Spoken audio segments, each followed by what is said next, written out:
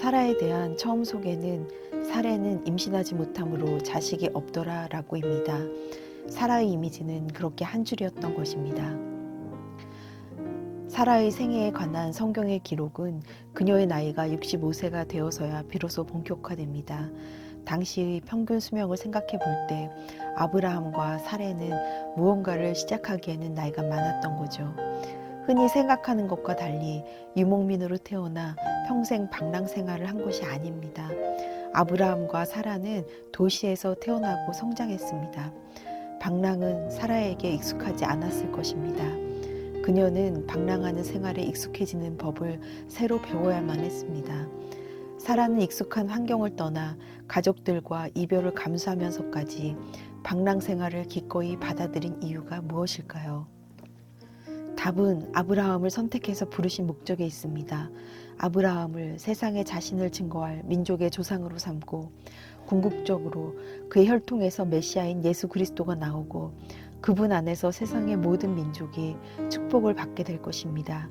여기에 인류의 죄와 하나님의 심판에서 구원할 방법이 암시되어 있는 것입니다. 사라는 이 약속을 이해했고 그것을 믿었습니다. 사라는 하나님의 계획에서 중요한 역할을 맡은 것입니다. 그녀가 아들을 낳지 못하면 아브라함은 결코 큰 민족의 조상이 될 수 없습니다. 하지만 자식을 낳지 못하는 상태에서는 모든 것이 자신에게 달려있다는 생각 때문에 어깨에 무거운 짐을 진 것처럼 고통스러웠을 것입니다. 사라는 시간이 흐를수록 마음의 부담은 더욱 커져만 갔습니다. 하나님은 그녀가 희망을 포기할 수 없도록 아브라함에게 다시 나타나셨습니다. 그리고 약속을 공식적으로 다시 확증하셨습니다. 깊이 잠이 들고에 사용된 히브리어는 하나님이 아담의 갈비뼈를 취해 하와를 만드셨을 때 그를 깊이 잠들게 하셨다는 말과 동일합니다. 이것은 하나님께서 혼자 언약의식을 행하였음을 암시합니다. 아브라함이 잠들었다는 사실은 하나님의 약속이 무조건적이고 하나님이 일방적으로 이루실 것이라는 것입니다. 이 약속은 하나님의 하실 일을 언급하신 것이기 때문에 아브라함이나 사라는 아무것도 할 필요가 없었던 것입니다. 만일 사라가 이것을 이해하고 받아들였다면 무거운 짐은 즉시 사라졌을 것입니다. 사라는 가나안에 도착한 지 10년이 지나도록 아이를 낳지 못했습니다. 사라는 하나님께서 일부러 자녀를 허락하지 않으신다고 생각하게 되었고 문제를 해결할 수 있는 방법은 대리모를 이용하는 것뿐이라는 결론에 이르렀습니다. 사라는 하나님의 약속을 이루는 일을 스스로 감당하려 들었고 자신도 모르는 사이에 하나님의 역할을 맡겠다고 뛰어든 것입니다. 사라는 아브라함이 하갈을 통해 자식을 낳는다면 그 아이는 곧 자신의 아이가 될 것이라고 생각하고 사라는 인간의 어리석은 계획을 세운 것입니다. 이것은 성경에서 경건한 신자가 최초로 일부 다처를 시작한 사건이 되었습니다. 일부 다처 관습은 가인의 악한 후손인 라멕에게서 시작되었습니다.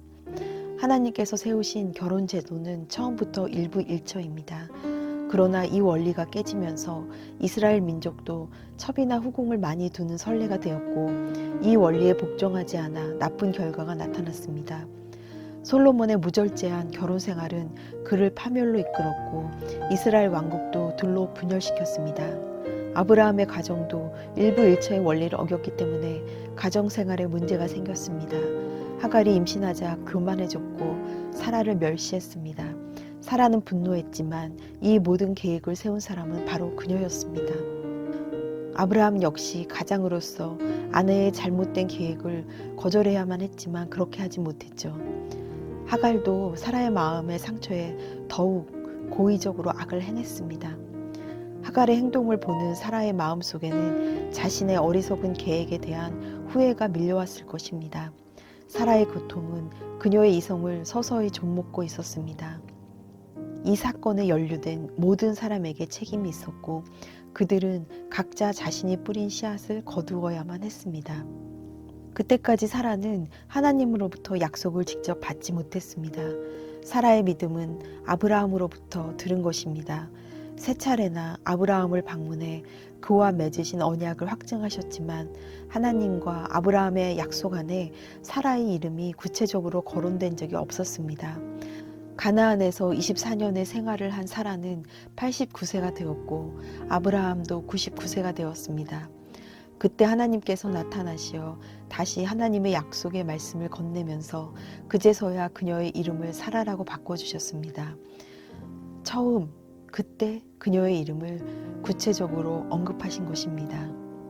나의 공주에서 나라는 소유 대명사를 제거하여 그녀의 이름에서 한 개를 없애주신 것입니다. 나의 공주인 사레에서 왕후인 사라가 된 것입니다. 처음으로 정확한 일정을 말씀하셨고 약속에서 사라가 차지하는 위치도 분명해졌습니다. 이름이 바뀐다는 것은 영적인 전환을 의미합니다. 사라는 성경에 나오는 여성들 가운데 하나님에게서 새로운 이름을 부여받은 유일한 여성이 되었습니다. 하나님은 아브라함에게 계약이라는 뜻의 할례의식을 명한 직후에 사라에게 새 이름을 주신 것입니다. 하나님께서는 아브라함과의 약속에 사라도 포함되어 있다는 것을 확인해 주신 것입니다.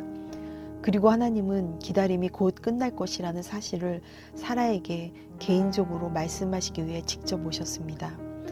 하나님으로부터 새롭게 받은 사라라는 이름이 처음으로 불려지고 아들에 대한 약속을 거듭거듭 말씀하십니다. 사라의 믿음은 이미 시험을 충분히 거쳤습니다. 그녀는 약속이 이루어지기까지 많은 실패도 했지만 오랫동안 하나님의 약속을 온전히 신뢰하는 믿음을 결국은 보여주었습니다. 그래서 하나님께서 직접 오신 것입니다. 25년의 시간이 흘러서 더 이상 자손을 기대할 수 없는 나이에 아들을 주셨습니다. 사람의 수고와 노력이 미칠 수 없는 때에 그것을 인정하는 때에 오직 은혜로 주신 것입니다. 사라는 아들을 낳음으로 인생의 목표가 이루어졌고 오랫동안 느껴왔던 좌절감은 씻은 듯이 사라졌습니다. 소망이 사라진 것과 같은 때가 있습니다. 내게 약속이 있는가? 그렇게 의심될 때가 있습니다. 여러 가지로 해보지만 실패의 연속은 깊은 좌절에 빠져들기도 합니다. 넘어진 것이 믿음을 잃어버린 것은 아닙니다. 넘어져 힘들어하는 그 마음에는 여전히 하나님을 믿는 믿음을 가지고 있는 상태인 것입니다. 성경은 그 이후에도 여전히 감정의 연약함 때문에 생겨난 사라의 실패도 기록하지만 최종적으로는 믿음의 본이라고 성경에 기록되어 있습니다. 우리는 연약하기 때문에 오늘은 승리하고 또 내일은 넘어질 수 있습니다. 하지만 하나님의 사랑과 전능하심 때문에 우리를 어떻게 일으키실지 그 방법을 아십니다. 그 하나님을 믿고 살아간다면 우리의 모든 일생은 결국 믿음의 본이 되었다는 칭찬을 하나님과 세상으로부터 듣게 될 것입니다.